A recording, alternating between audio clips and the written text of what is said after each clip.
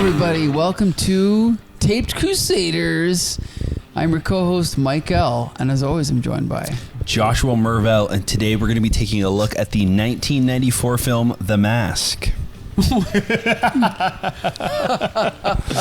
We kid. Tell everybody what we're actually reviewing. We're going to be talking about The Mask of Zorro. That's right. And as always, we're joined by our co-host, Champ Ian. As always, you're joined by me. So, okay, this was a late addition to the list of films, okay? I want to be as comprehensive as possible. And then one day it just dawned on me, oh my God, we're not reviewing Zorro. Right. So I had to put it in That would have been a crazy omission. I know. Yeah. Crazy omission.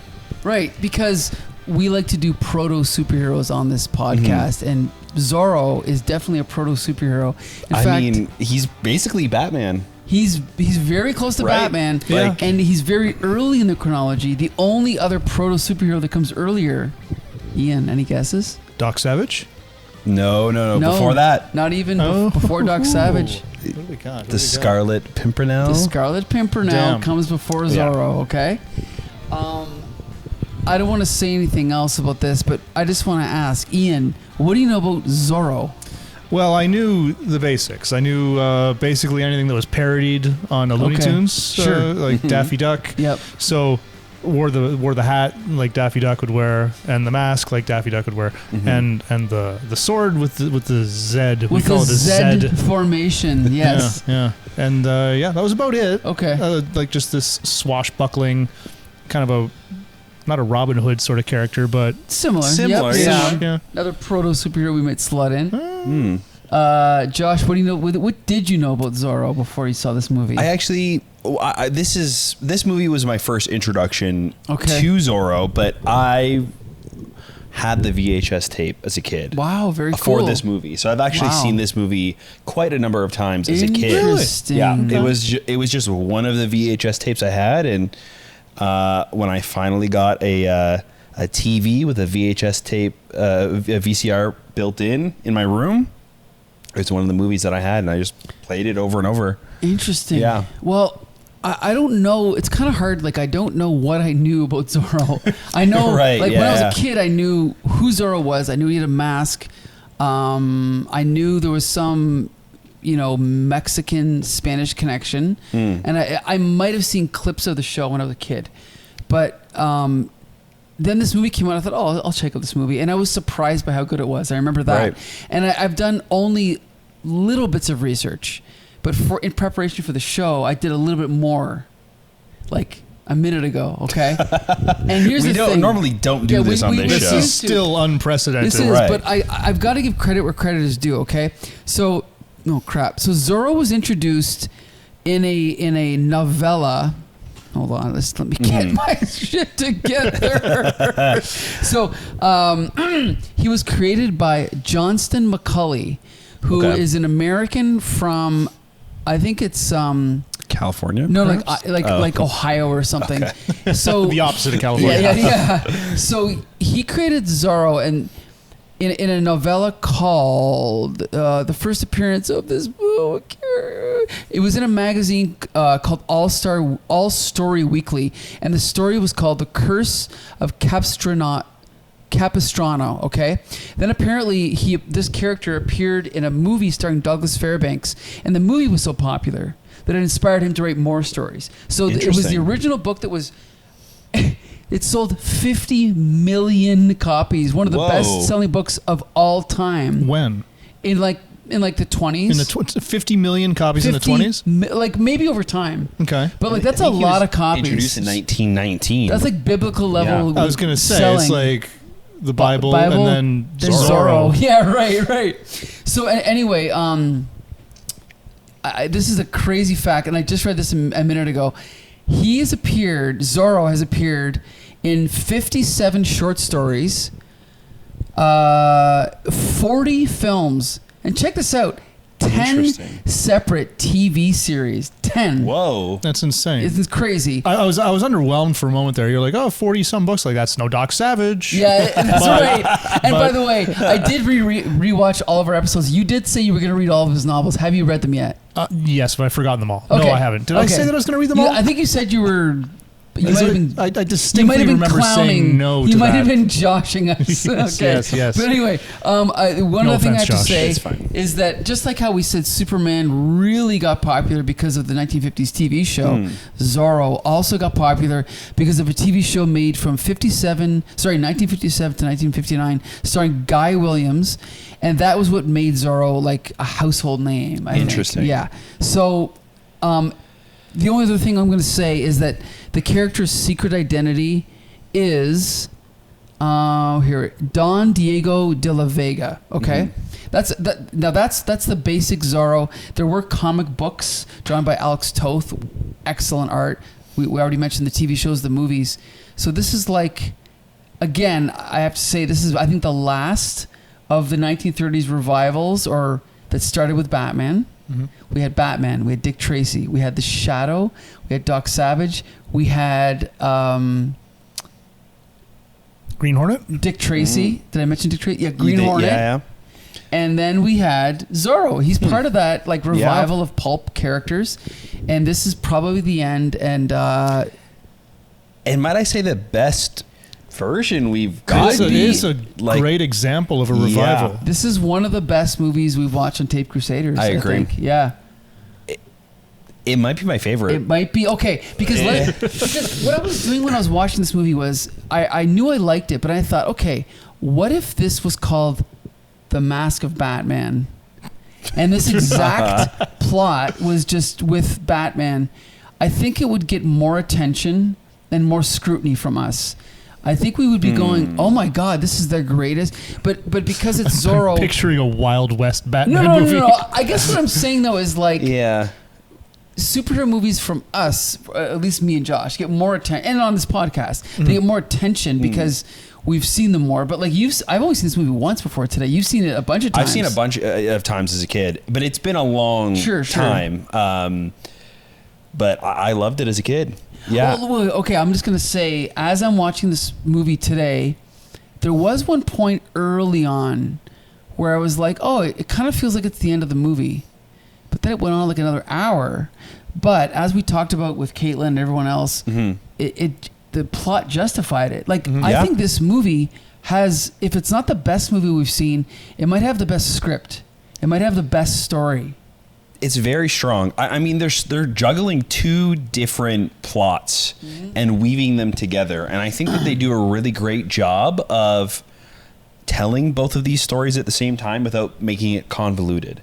Because these two versions of Zorro we're seeing throughout the movie, they are connected both in the sense that, like, they're both Zorro, but also, like, his love interest is his daughter. It's so intertwined, and I think it could have been very easy for it to be too much. Not to mention the elder Zorro trained the junior Zorro, right? So they're completely intertwined. Yeah. But the two plot threads never step on each other's toes. Yeah, I agree. Well, and I think the other thing that makes this movie, it gives it an extra dimension, is that it's tied into real history. Yep.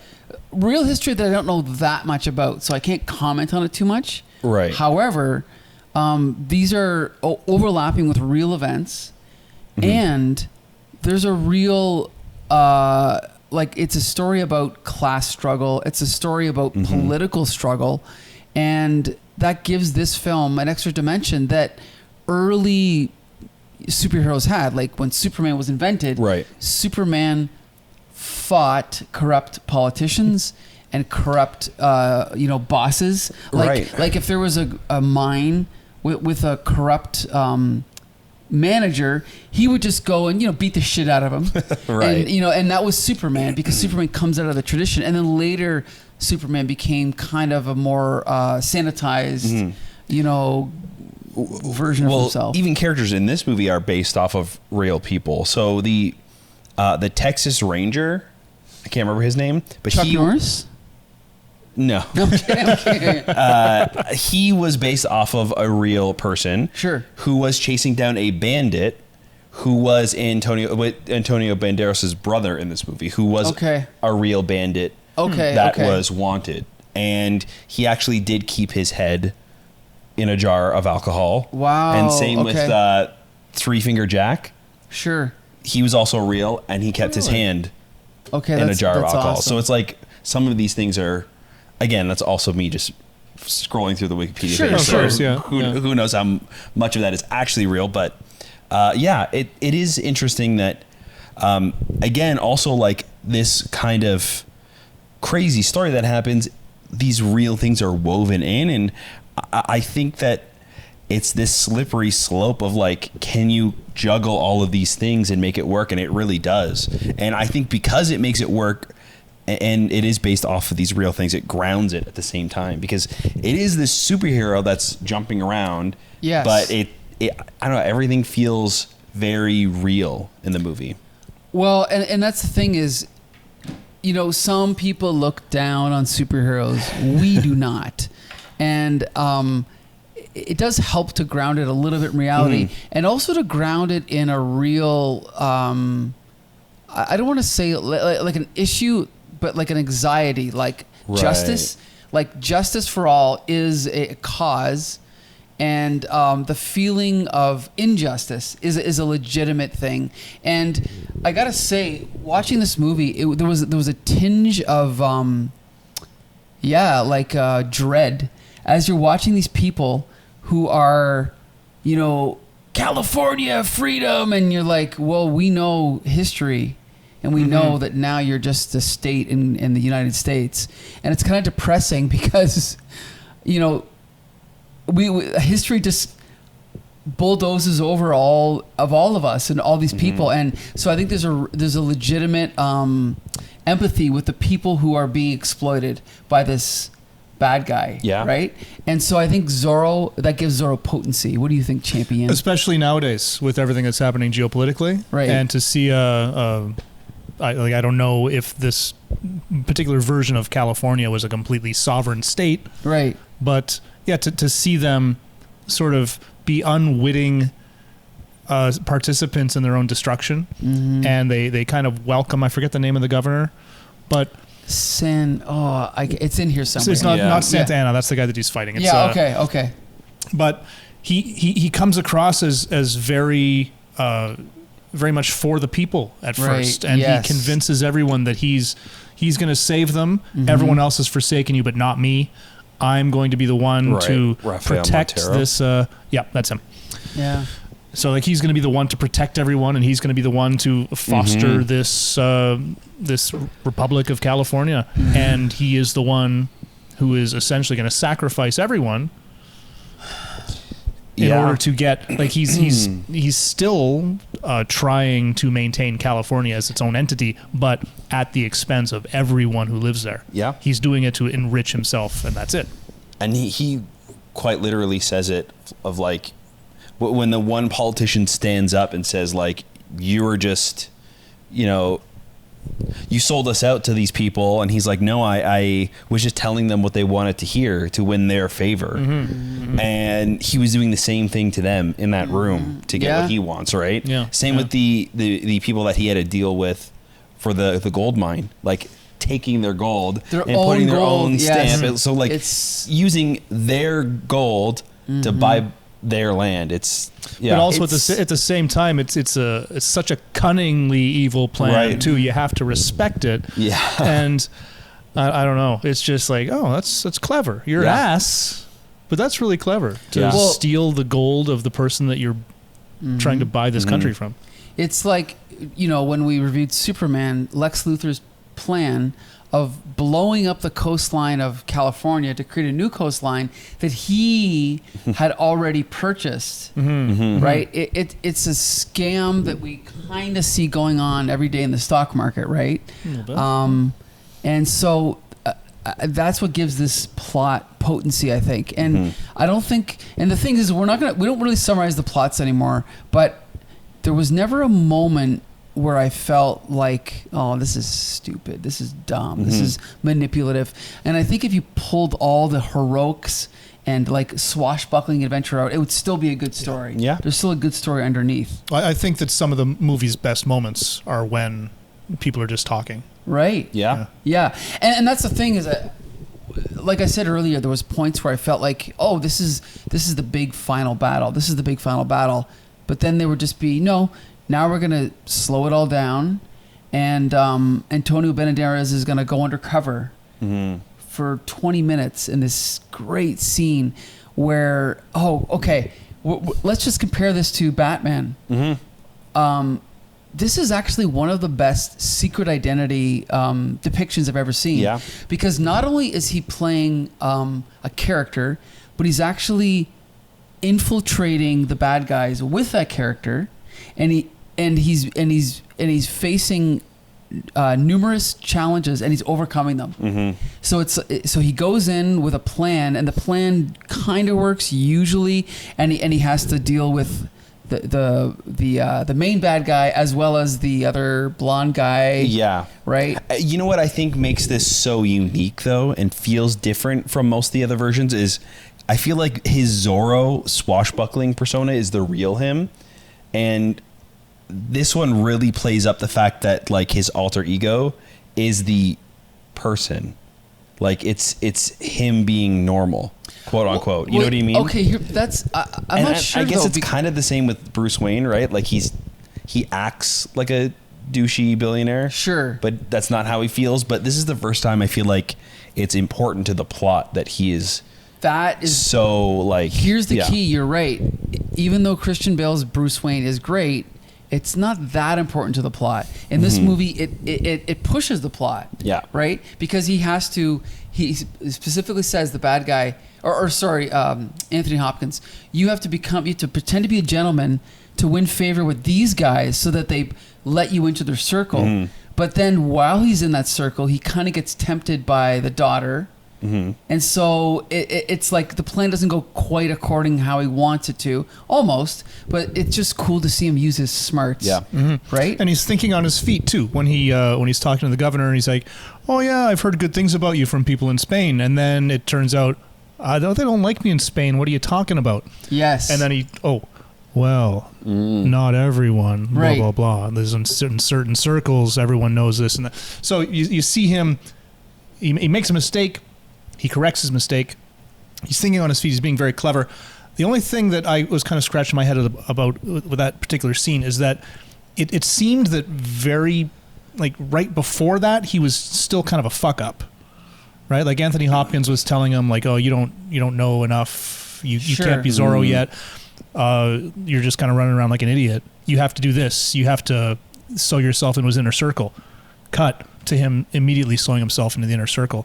Like, I don't understand how he got to be so dashing all of a sudden when he sort of seemed like a drunken buffoon a little bit earlier than that.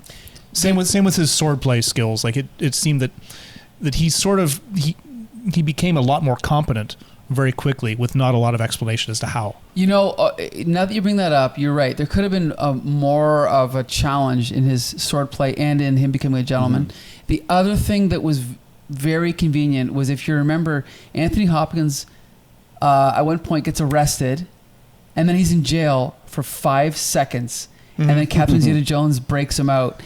That was the one part where you go, okay, fine. Well, I mean, like, that was right before that is when it was revealed to her that Anthony Hopkins is her father. So I can buy her just going to say, hey, what's up. If you could add a 5-minute scene of him struggling, suffering a little bit, and then her having to use her wits to break in, rather than just he's locked up and then he's out. And I'm always saying that because it's a slight example of this movie's great, but it's not perfect. And this movie's also over 2 hours long, isn't it? Yeah. Right, so you can't really add too much. And given the fact that it's this long, and it didn't feel its length at all, like, we could have added these scenes, but I don't think that they would have tempted fate with that. Sure. I think, too, what could have worked better is not showing the escape and just showing her contemplating things and kind of like not sure what to do in her room or something. Sure. And then we find him later, and he just shows up at the end battle, and then we see her there. You know what I mean? They That's interesting because I guess what you're saying is it's more important what her dilemma is, right? Rather than just her breaking how he breaks out. Yeah, that's a good point. Yeah. So here's the thing. I'm actually going to point out one thing. Okay, this sounds crazy to say. The one thing I don't like about this film is the premise. And what I mean is I love everything about this movie, but I wish it wasn't original Zorro training Zorro Jr. Interesting. Why? Because I don't care about legacy characters in any situation. I wish this movie was just about Zorro. And even though the movie's great, I wish they could have made almost exactly the same movie, but it was just about the real Zorro. Because Anthony Hopkins is the real Zorro, and he's training a junior Zorro. Is it established that Anthony Hopkins was the only Zorro? Or is it possible that he's just a part of a line of Zorros? Well, because I kind of got the impression that Antonio Banderas was sort of training his little baby at the end, like, you're going to be Zorro one of these days. And you're right, and I think that idea might have been introduced by this movie, but Anthony Hopkins does play Don Diego de la Vega, which is the original Zorro. So it's kind of like, imagine if we watched a movie called Batman, but it was about Bruce Wayne training someone else. As old-time fans, we would be like, well, that's not the real Batman. Yeah, but had they done it as well as this movie did it, I think that people would be okay with it. Except for me. I agree. So give it a chance. I know what you're saying. I'm not saying it's not a good movie. I'm just saying that if I was in the writer's room, or the writer's room of two people, on day one, I would have been like, okay, great idea, guys. But instead of making Anthony Hopkins, or the original Zorro, make him the Obi-Wan Kenobi trainer that's just going to train this guy to be a new character called Zorro, rather than him being the old Zorro and this guy's the new Zorro. Speaking of Obi-Wan Kenobi, okay, did you notice that at some points Anthony Hopkins sounded exactly like Alec Guinness? Really? Okay, no, but there was a couple other homages I noticed. But what parts do you mean? Just when he was sort of training Antonio Banderas, and he was. Okay, I think I know what you're getting at. Yeah. Particularly those scenes that were like that scene I was talking about, when right before Anthony Hopkins tells him he has to be a gentleman, and he's sort of dressing him down a little bit, and I just got Obi-Wan Luke vibes from that scene. Oh, at the beginning of the movie, when they have that scheme where the guy on the horse is walking with the two other guys, Tony Banderas and his brother. Okay, that scene near the beginning of the movie. The fact that we're tricked into thinking that the guy has him tied up, and then the bandits come along and they trick them. I think that idea was kind of lifted from The Good, the Bad, and the Ugly. But that's fine. Yeah. That's fine. But then there's another scene in the movie where I guess I can say I respect it because it shows like a knowledge of film history. Of like, oh, we're going to steal a little bit from here, a little bit from here. But it's cool, though, because it all works, I think. It's smart, right?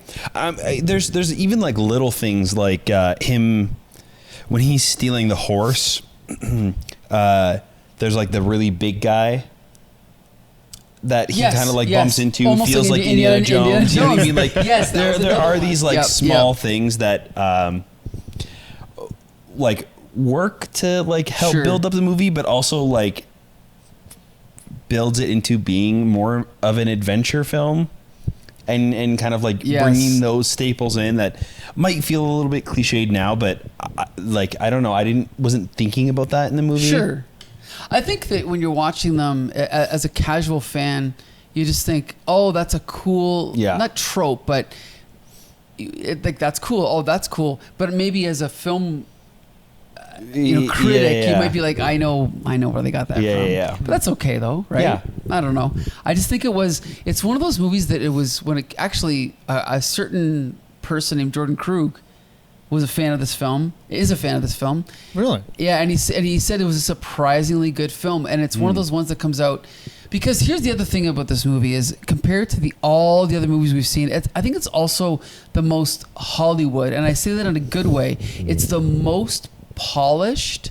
It's the one, like, even though Batman's big budget, Batman is still Tim Burton vision, whereas this is a little bit slicker, a little bit more, because it is produced by Spielberg. I don't know if you noticed that. No, didn't notice that at all. Amblin Entertainment. So it's got that Spielberg-ish music. Mm-hmm. It's got the very slick cinematography.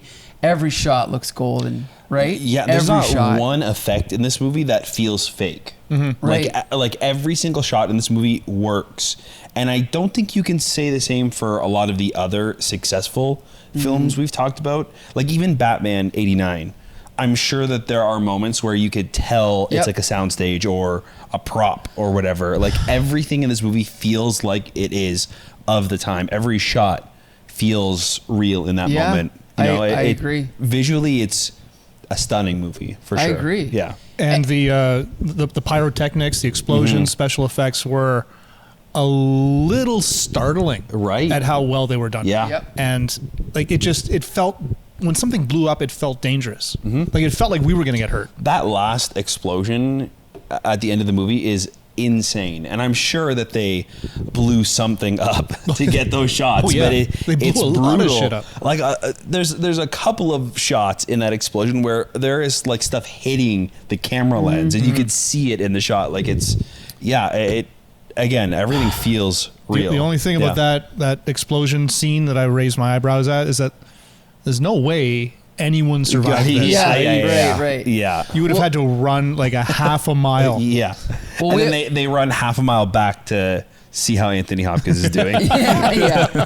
So we have to give credit to the director. I don't know if you know this. It's directed by Martin Campbell. You familiar with him? No, I don't think so. So he directed GoldenEye, James Bond GoldenEye, and James Bond Casino Royale, which I have scheduled for our podcast, Laser Brains, but whatever. Interesting. He also did, he did Mask of Zorro, then the sequel, Legend of Zorro, which allegedly is not as good. He did Vertical Limit and The Foreigner. I mean, I don't know. Oh, he's 81. Geez. I don't know much about this guy, but I'm just going to assume, considering we haven't heard of him, he's probably not this auteur filmmaker, but clearly he's made some good Hollywood films that are... he also did Green Lantern. Oh. Yeah. Did we watch that one? No, we didn't. No. Not yet, but it's coming. Are we gonna? It's coming. Oh. It's coming. Well, if it's anything like this, I'm really looking forward to it. But I think he's just one of those guys. You know, he's a professional Hollywood director, and he knows how to direct. He knows how to do adventure, action. He knows how to do romance. Right? Oh yeah. He did a great job with the romance. Yes. Great job. Yeah. And, man, I'm sure it has something to do with the actors, because Of course. maybe we could jump So into let's that jump to the now. actors. So Antonio Banderas he was born to play Zorro. Yes. Like it's hard to imagine that Zorro was not originally written for him to For play. him, you're right. Like he's just Yes. Zorro now. Like we were talking about it with some of our regulars here, and I think most of the conversation was actually about Shrek 2, because some of the people here, this is their first time experiencing anything with Zorro, and they didn't realize that Puss in Boots in that movie, played by Antonio Banderas, is based off of Zorro. Sure. Okay. And so like that's a lot of people's That's first. pretty funny to me. Yeah, it's a lot of Yes. people's first introduction to Zorro is Shrek.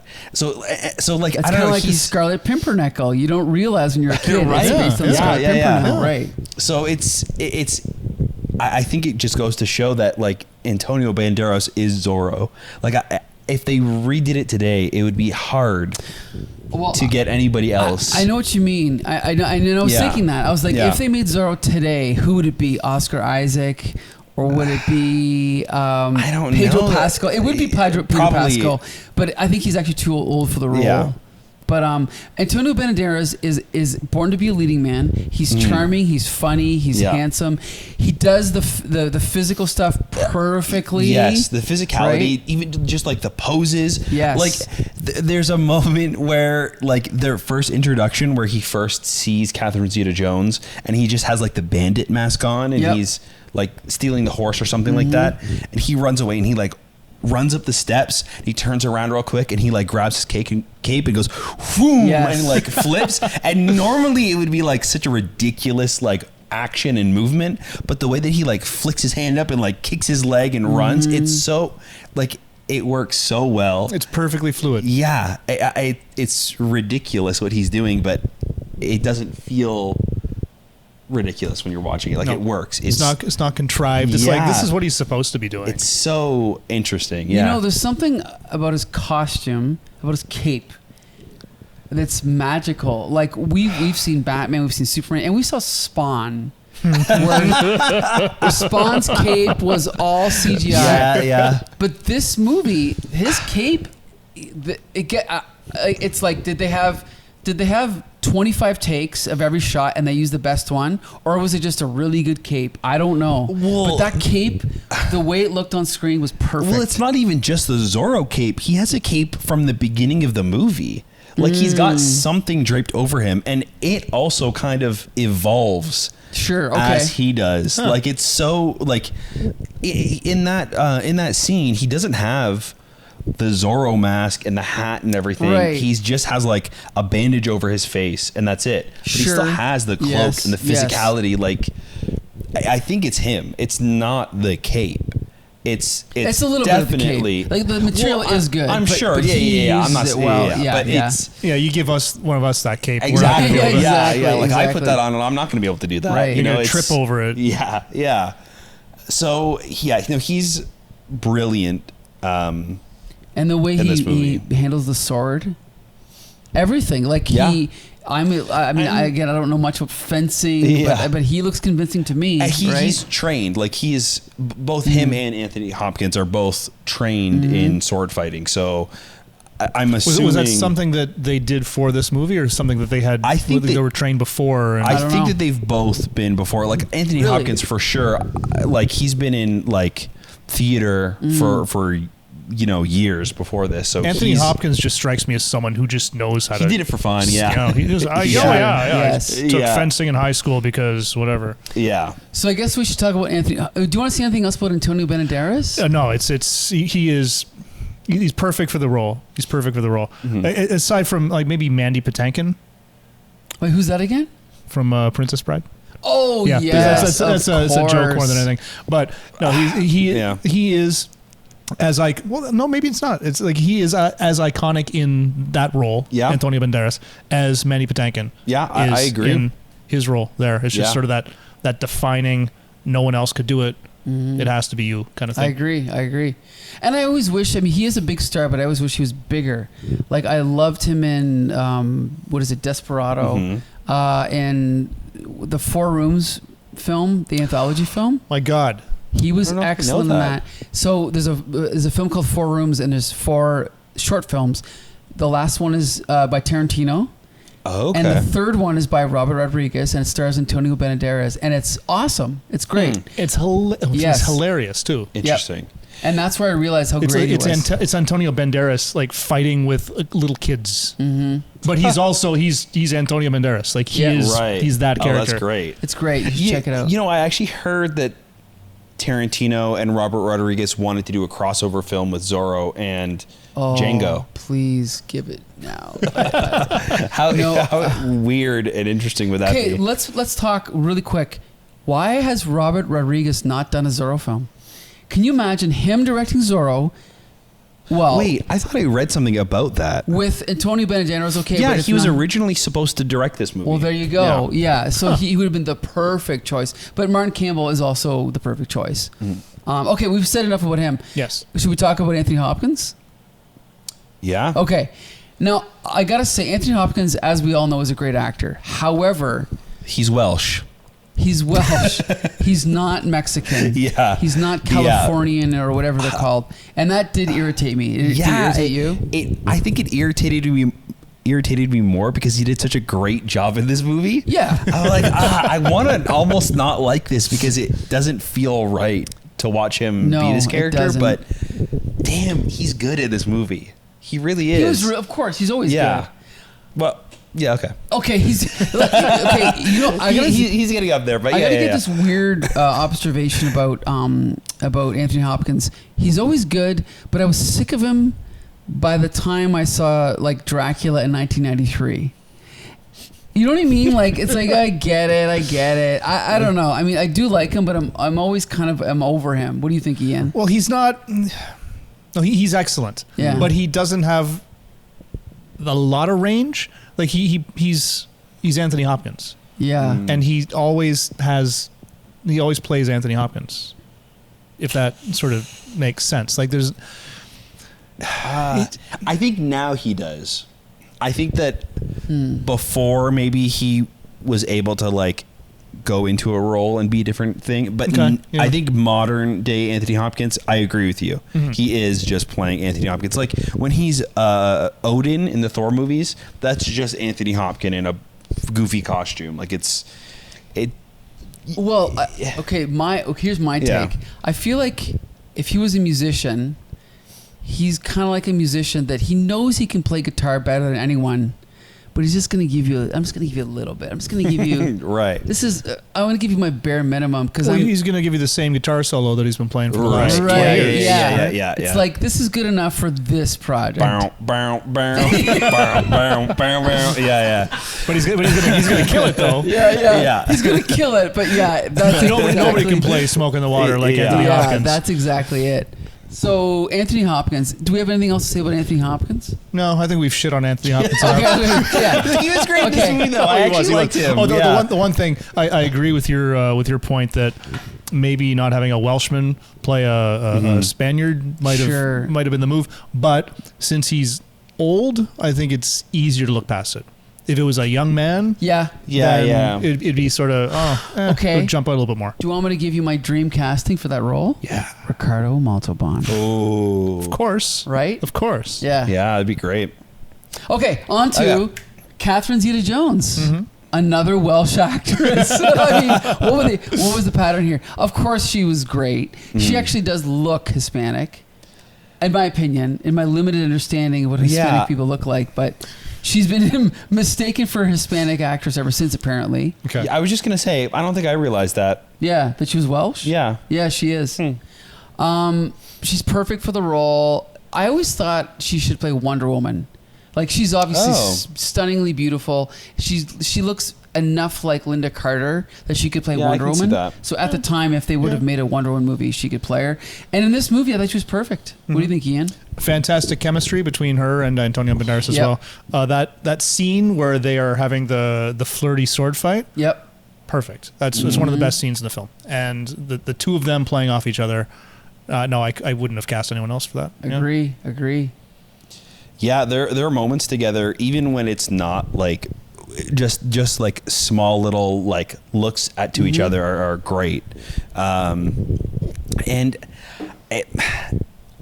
this might sound strange, but I feel like a lot of actors, when they're cast in movies that are supposed to be in a certain time period, they sometimes don't feel like they should be a part of that time period. Right, like Brad Pitt and everything. Yeah. Yeah, or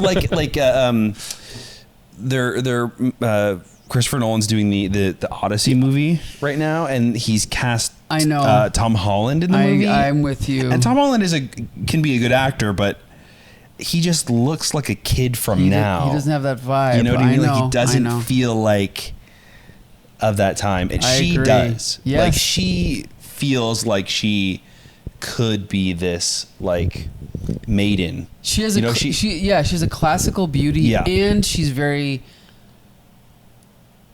She like debutante, and she's worldly. She doesn't feel like she's just some Gen Z person, right? Like she has a quality to her. What do you think? And you can sort of see the inner struggle that she has between being this debutante and being this free spirit person that she is at heart, right? Yeah. So there's a bit of an inner conflict there, and that comes across. Yeah, she's a good actress. And I think the writing really helps too, because she doesn't ever feel like a damsel in distress. Right. And she doesn't have as much power in this movie because she is a woman of this time period.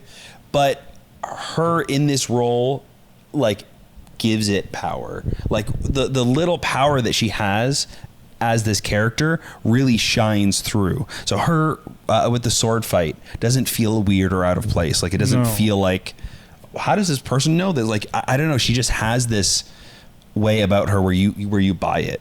And then even when she's at the table with all of the politicians and they're all kind of laughing at her because she's just a silly woman, like.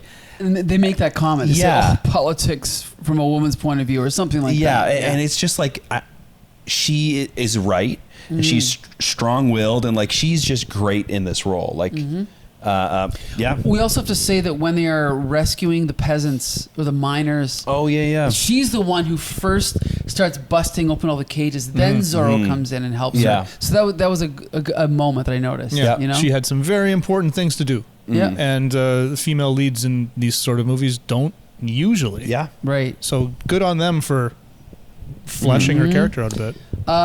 Okay, we should. So who's next on our cast here? The main bad guy? The main bad guy, who is Don Rafael Montero, played by Stuart Wilson. Who I'm not another Welshman. Is he Welsh? He's an English actor. I thought he was perfect. No. Known for his supporting roles in Teenage Mutant Ninja Turtles 3. Really? And Lethal Weapon 3. The best ones. Well, I thought he was, other than being English, I thought he was perfect. Like, really good. Yeah. There was never a moment of that I thought he fell out of character or was over the top or just, I think he was perfect. What do you think, Ian? He wasn't a mustache twirling villain. Right. Which I appreciated. He was certainly evil and self-serving, but there was a clinical, sort of a calculated methodology, and he had a goal, and nothing was going to get between him and the goal, even if he had to kill a bunch of people. But he wasn't over the top about it. He's just like, man, just blow him up, whatever. And I appreciated that. I also appreciated the fact that towards the beginning of the film, it feels like he might be a good guy. When he is talking to all the residents of California, saying, I'm here for you. Like, you're just kind of like, is this guy going to be a good guy? Is this not the bad guy? Yeah, it was a little confusing because we do see him as the bad guy right at the beginning when it's like the flashback. Yep. And then when he shows up again, it's like, oh, that's so weird. Even Anthony Hopkins, Zorro, has to like take a step back. Yeah. And like listen to him and look around and see the crowd agreeing with him. Like he looks like he's going to come out and kill him right away, but then he's like, and you buy it. Great point. Right? Like I feel like with a lot of other villains, the audience wouldn't be fooled by what he's spewing, and it works coming from him. The other thing I liked is how I love that shot when he just shows up in Zorro's lair with all of his guards. I love at the beginning. I love that. And I love how he is in love with Anthony Hopkins' wife. And then they're about to shoot Anthony Hopkins. And then the other guy pulls his gun out. And then she jumps in front of him. So she gets shot. And then he's so pissed that he stabs his own guy and kills him. And at least that shows a little bit of, it's just because he's in love with her, but it still shows that he's not just a psychopath. And he does feel guilty because he actually says to Anthony Hopkins something like, I would never have hurt her, or whatever he says. Then a minute later he says, I want you to suffer now. I want you to lose it. So yes, he's an asshole. Yes, he's evil, but at least it shows a little bit of dimension there, right? Yeah, he's got some depth. He's got some inner, whatever, conflict. Machinations. Yeah. Okay, now we have the other bad guy who I thought was Captain great. Harrison Love, played by Matt Letcher. Wait a minute. That name sounds familiar. He's one of those guys I bet you have seen in something I didn't realize it was him. Probably because he... Oh. You okay there, buddy? He's the Reverse Flash. Are you kidding me? He is Eobard Thawne. He's the Reverse Flash in the Flash TV show. Wow. I never would have guessed that. Me neither. Okay, so anyway. But yeah, he was actually, again, really good. He had his own motivation. He had his own character. He wasn't always lined up with the main bad guy. Yeah. So I thought he was perfect. What'd you think? Yeah, and he is more of the mustache twirling bad guy, I feel, in this movie, which is so interesting because he is just a soldier. But that scene where he brings Antonio Banderas into his office, when he realizes that this is the bandit that got away, and he invites him back into his office, and he pulls the jar out with the head, and he pulls a cup out, and he drinks some of the alcohol. Like, it's just so he's an example of like a henchman that's more evil than the head bad guy. I love that. And he turns into a main villain at that point, right? Like he is kind of this henchman, but he is now Antonio Banderas's main villain, while the other guy is still Anthony Hopkins' main villain. And is this like, again, this like parallel story that works so well. Like both of their stories like intertwined. It's great. And he plays off of Antonio great. Like it's wonderful. Yeah. What do you think, Ian? That's a great scene. And it's notable because that is kind of where the story is completely split apart. Right. And the only issue that I have with his character is that he's a little too, I don't know, coiffed, a little too dandy. Okay. And that works at first, but once we get to the scene where he's got this jar with his brother's head in it, it's like, for some reason, he just didn't feel gruff enough to be that sadistic. It seemed that somebody, he had to look a little bit more evil, I think. Do you think it was the actor? Do you think someone else would have done a better job? Or? I don't think it's a matter of his acting. I think it's a matter of how he was presented, appearance-wise. I think he just looked a little bit too pretty. Okay. But I don't know. It didn't. It's such a minor quibble, though. I get your point, though. Yeah, quibble. There's nothing wrong with. Had there been more of a, like at the very beginning when he asked Catherine Zeta-Jones to dance, I thought there was going to be more of a love triangle sort of a thing there. And had that been the case, then having him look a little bit more handsome would have worked. But they didn't really need that for the story. So I think having him look a little bit more menacing might have served at least that scene a little bit better. But that's just me. And it's just it's a very minor thing. Yeah, his mustache was also very blonde. Very blonde. And he had Hulk Hogan hair. Yeah. Right. So, but yeah, he was fun in the movie though, and he was menacing. He was sadistic. He was scary. Yep, he was effective for that. He was effective for that. So we have to give credit to the writers of this film. We haven't even mentioned John Eskow, who, oh my gosh, he's only done Pink Cadillac, Air America, and this. Do you mean Robert Orkey and Alex Kurtzman? No, they did the sequel. We're going to talk about them in a minute. Yeah. Oh, God. Before they ruined Star Trek and Transformers, they ruined Zorro. God damn it. The other screenwriter is Ted Elliott, who also did Little Monsters, Aladdin, The Puppet Masters, Godzilla, 1988. Maybe we shouldn't talk about him. Oh, Shrek. Oh. Treasure Planet. Look at that. Pirates of the Caribbean. National Treasure. So he's probably like the main man behind this, Lone Ranger. And then another screenwriter, Terry Rossio, who did Aladdin. Okay, so they're probably like a team. The team. Yeah. And then the other guy is just some schlep who, got, I don't know what he did. Right. And watch him have been the driving force. Maybe he was. And he's watching this podcast getting angrier and angrier. But we have to give the credit because, okay, here's the thing. I've been rewatching our old episodes, and one of the things we talked about that we never did was we were going to take all of the movies we've watched and rank them. I remember doing that once or twice. And every time we watched a new movie, we were going to update the list. And I think we should do that.